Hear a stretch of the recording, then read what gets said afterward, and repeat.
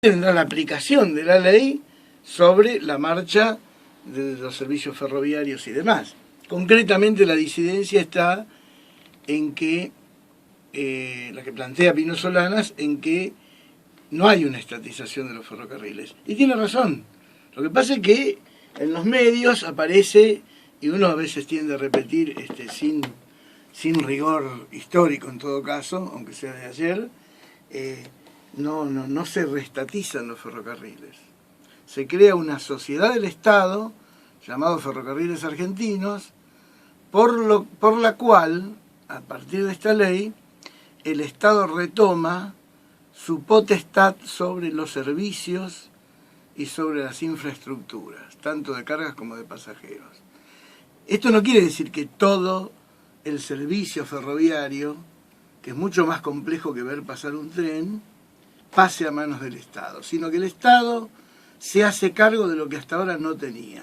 ¿Algo similar pasa con YPF? No, no tanto. YPF es una sociedad mixta, es del Estado con privados.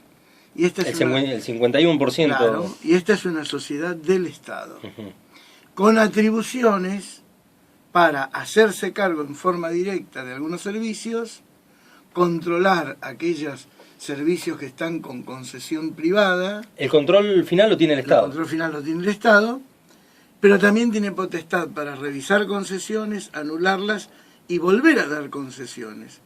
Y esto tiene que ver con una etapa de economías mixtas y de empresas mixtas, que no son la privatización absoluta de los 90 y tampoco la estatización absoluta de los primeros tiempos de Perón. Pues bueno, es otro... primero el gobierno no es absolutamente estatista. O sea, no le podemos pedir al gobierno más de lo que el gobierno ofrece. ¿Ahí se refiere al modelo keynesiano que se habla en muchas oportunidades? ¿O el modelo que estamos viviendo ahora y pasa en muchos países de América Latina, tiene una base que arrastra de políticas liberales y una gran parte de Estado benefactor propio de mitad de siglo XX, y mucho de políticas neo-keynesianas. ¿Qué quiere decir esto? Se adapta, no se toma el espíritu de una serie de políticas inventadas, ideadas en los años 30 por John Keynes, en plena crisis del capitalismo anterior a la Segunda Guerra Mundial, que planteaba entre la disgregación y la anarquía total, o la caída del sistema en manos del comunismo. Habló de los años 30, 40. Y la caída del sistema en manos de los grandes pulpos, de los grandes trusts, que se hacen cargo de la economía y estrechan las ganancias en un sector muy minoritario y muy poderoso. Keynes planteaba una serie de políticas de mayor distribución del ingreso, mayor empleo, mayor industria, mayor circulación de bienes, que mueve la economía en distintos niveles. El único que podía hacer eso, regulando la economía en crisis, era el Estado. Es lo que se aplicó en gran medida en Estados Unidos, y en la Argentina se aplicó antes de Perón en el llamado Plan Pinedo. Federico Pinedo, que era el abuelo del diputado actual del PRO, puso en marcha uno de esos planes que no resultó del todo, porque también aparecía como un poco selectivo toda la cuestión. La creación de parques nacionales tiene que ver con eso, la acción del Estado sobre el territorio, aunque en la etapa de Bustillo, de Ezequiel Bustillo, el creador, diríamos el primer director, se aplicó junto con una política inmobiliaria de élite y un turismo de élite. Es decir, el Estado se hace cargo de esto, cosa que antes el liberalismo ortodoxo no lo planteaba. Son pasos paulatinos, ¿no?, que se van dando, no se puede hacer me imagino, ¿no? Son pasos. Son pasos. Capaz que lo que uno piensa que puede ser paulatino es el techo, es el límite. Este gobierno no es un gobierno socialista, no es un gobierno estatizante, y es un gobierno que propicia economías mixtas. Lo escuchamos a la presidenta todos los días, cuando se abre una nueva fábrica, cuando una gran empresa viene a invertir y genera puestos de trabajo. Es decir, hay una conformación de ideas de empresas mixtas o de economía mixta que, bueno, no es la estatización absoluta que se planteó en los tiempos de Perón. Esta es la realidad. Uno puede decir, no, a mí yo hubiera preferido que estaticen todo, por eso está bien que votó en contra. Y otro te dirá, bueno, la verdad que yo querría que fuera todo privado, pero vamos a ver qué suerte tenemos con la marcha de esta ley. Por eso, sectores, diríamos, grandes, ligados a la gran propiedad o a las grandes empresas, apoyaron la ley, porque hay una apertura, una válvula que permite el tema de las concesiones privadas. Pero a diferencia de antes es que la ley plantea un control muy fuerte del Estado, con decisión, una presencia también muy fuerte del Estado y la posibilidad de decidir sobre las vías, sobre la infraestructura, sobre las concesiones hechas, sobre el servicio de cargas y el servicio de pasajeros. Por ejemplo, el servicio de cargas hasta ahora era de las empresas que se quedaron con el servicio y las vías. Entonces llevaban sus productos y no otros.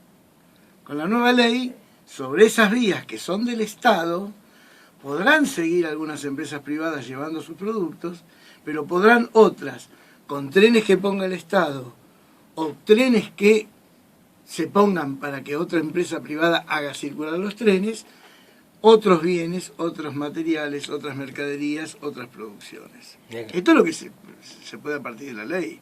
Es muy interesante la ley. Yo me baso, por ejemplo, en tipos que saben más que yo, ¿no?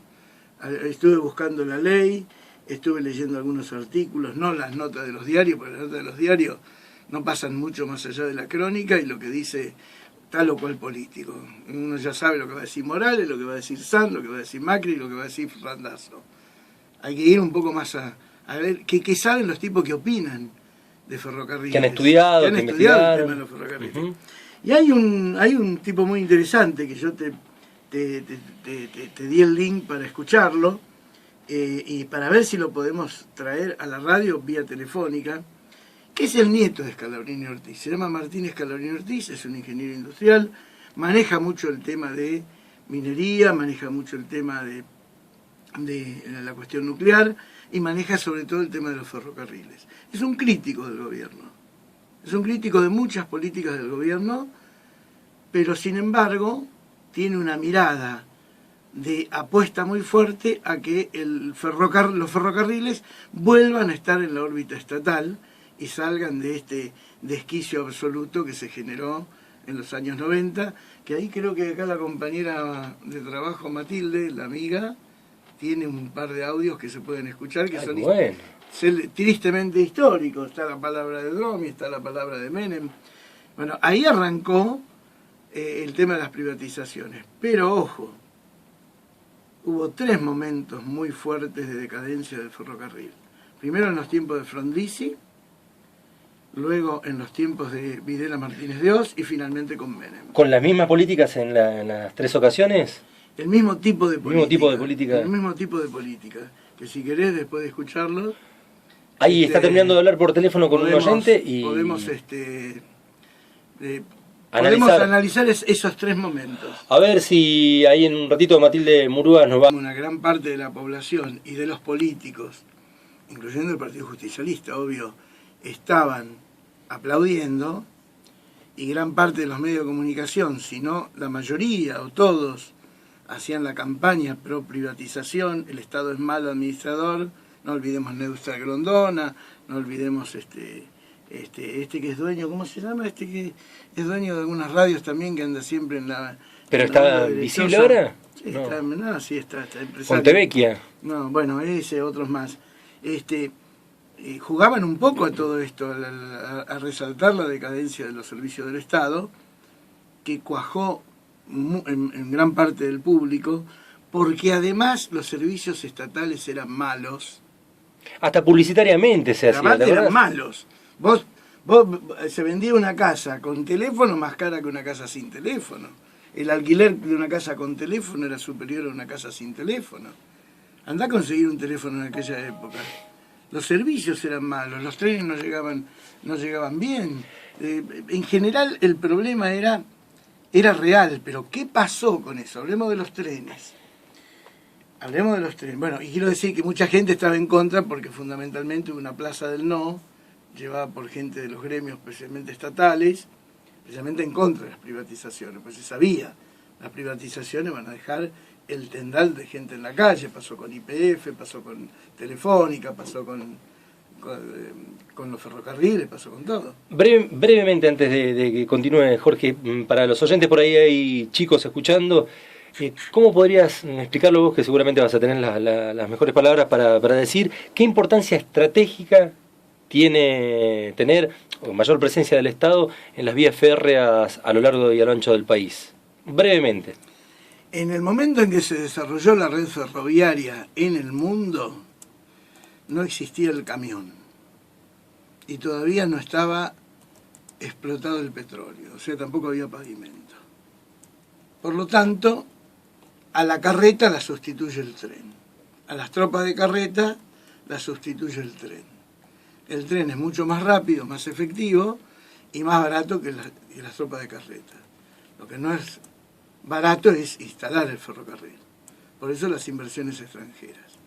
Cuando se instala la red ferroviaria en la Argentina, se instala en una doble sociedad entre los gobiernos de los terratenientes del interior y de la provincia de Buenos Aires, con el capital británico, que además tenía bancos, frigoríficos. Era para sacar la materia prima a ellos, básicamente, ¿no? Era para sacar, bueno, la red es una red ferroportuaria que conecta los lugares de producción con el único puerto.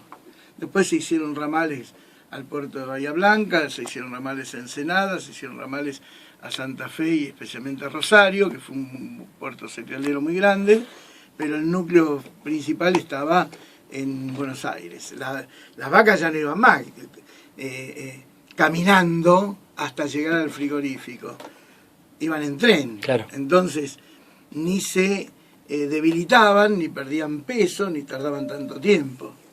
¿Y de quién eran los frigoríficos? De los ingleses. ¿Y de quién era el ferrocarril? Inglés. De los ingleses. ¿Y de quién era el banco? ¿Y de quién era la vaca? Dijo Atahualpa. ¿De quién era la vaca? Y que está la sociedad claro. entre los terratenientes argentinos y muchas empresas inglesas, a las cuales el Estado, en tiempos de Mitre a Roca, les dio como concesión una legua de campo a cada costado de la vía, por todo el largo del ramal. 5 kilómetros por 5 kilómetros, y 5 kilómetros son 10 kilómetros. 10 kilómetros por un ramal de 100 kilómetros son 1000 kilómetros cuadrados. 1000 kilómetros cuadrados son 100.000 hectáreas. Impresionante. Bueno, entonces, ¿qué quiere decir? Así se estructuró. ¿Qué hace el peronismo en el primer peronismo, año 47? Nacionaliza los ferrocarriles, pero los pasa a la órbita del Estado, no de empresas privadas argentinas ni mixtas. ¿Cómo los compra? Bueno, Perón dice que fue un ardid por medio del ministro Miranda porque Inglaterra estaba saliendo de la guerra, estaba endeudada, tenía un montón de utilidades que las tenía casi encriptadas en la Argentina y en todo caso Perón no quería que las sacaran del país. Fue un acto muy simbólico, muy partidista, muy ideológico, muy soberano, muy fuerte políticamente.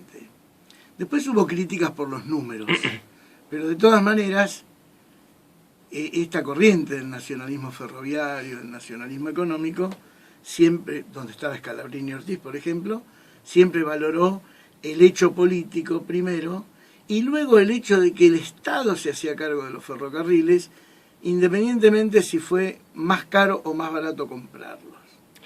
Porque el Estado se hizo cargo de los ferrocarriles, de los talleres, de los repuestos, de la generación de locomotoras, de la generación de material rodante, o sea, de vagones, o empresas privadas que empezaron a trabajar para eso. Pero ahí enseguida empezó la decadencia. Mirá, pensaba también así, ya para no interrumpirte ahí, que cuando críticas que tienen estas tomas de decisiones estratégicas o la intervención del Estado en estos lugares estratégicos, como pasó en aerolíneas también, es, entre comillas, a veces la pérdida económica o el no... Mirá, qué grande, vamos a poner ahí también. La no ganancia, entre comillas, literalmente de la empresa, ¿no? Estatal o mixta, etcétera. Pero la decisión política que tiene esto tiene que ver con la unión también, que tiene que ver para la posibilidad de comercio, para la posibilidad de traslado de un punto al lugar de otro del país, que no puede ser si no es a través de empresas netamente privadas que elevan los pasajes, que elevan los costos de carga, etcétera. Esa intervención tiene un fin estratégico evidente. No es solamente la ganancia Por supuesto, decir que aerolíneas Claro. o ferrocarriles Pero es dan una crítica pérdidas, liberal esa. es una crítica liberal, pero hasta los radicales la están haciendo. Mirá. Es decir, los radicales que tienen una pata que no es tan liberal, por lo menos desde el punto de vista histórico. Pero, por ejemplo, decir que aerolíneas o decir que los ferrocarriles dan pérdida es hacer una cuenta y equivale a decir que las escuelas dan pérdida. Exactamente, a eso me Porque refiero. cuando el ferrocarril genera la comunicación y el transporte de mercaderías y pasajeros entre zonas que de otro modo le sale más caro, está generando movimiento y está generando trabajo en aquellos lugares donde llega el ferrocarril. Entonces, lo que invierte el Estado en subsidiar una parte del proyecto, lo recupera con movimiento de dinero, con impuestos a las ganancias, impuestos al IVA, y la generación de empleo por otro lado. Y además, el hecho de que el Estado lo impulse es parte de su obligación de generar conexión o conectividad a través del transporte y las rutas entre los argentinos. Es una cosa lógica esto. A eso me refería. Hablábamos de la decadencia. ¿Qué tal? ¿Cómo te va, Jorge? Te sintetizo tres momentos. En el tiempo de Frondizi se desarrolla lo que se llama el Plan Larkin. El Plan Larkin tiene el nombre de un miembro de, creo que era del Banco Mundial. Larkin, con K. Que le dijo al ministro Alzogaray, que era el ministro de Economía, que fue a Norteamérica, a pedir plata, cómo tenían que hacer para que le den plata y cómo tenían que hacer el ajuste. Entre ellos, un plan para reducir los ramales que eran deficitarios.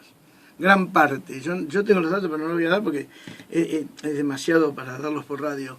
Gran parte del servicio ferroviario se cerró durante los tiempos de Frondizi y hubo muchas huelgas. Parte de los ferrocarriles de la Patagonia se perdieron en tiempo de Frondizi. Por ejemplo, el ferrocarril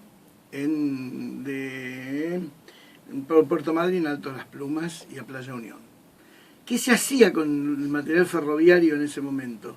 Se desguazaba y se llevaba a una empresa siderúrgica, uno de cuyos directores era el ministro de Obras Públicas, llamado Acevedo. Es parte de la corrupción de los tiempos frondicistas. La segunda etapa de reducción, bueno, todo esto, no se renuevan los materiales, no se renuevan las locomotoras, no se renuevan las vías. La segunda etapa de corte muy grande fue en tiempo de Martínez de Oz. Otra gran cantidad de ramales que se cierran. Cuando se cierra un ramal, la gente queda en la calle. Entonces, ¿qué hacía la gente que vivía del ferrocarril, los ferroviarios? O se iban a otro lado, o pasaban a ser ocupas en las estaciones de una gran cantidad de vagones que hasta ese momento estaban ya en desuso. Un espectáculo deprimente.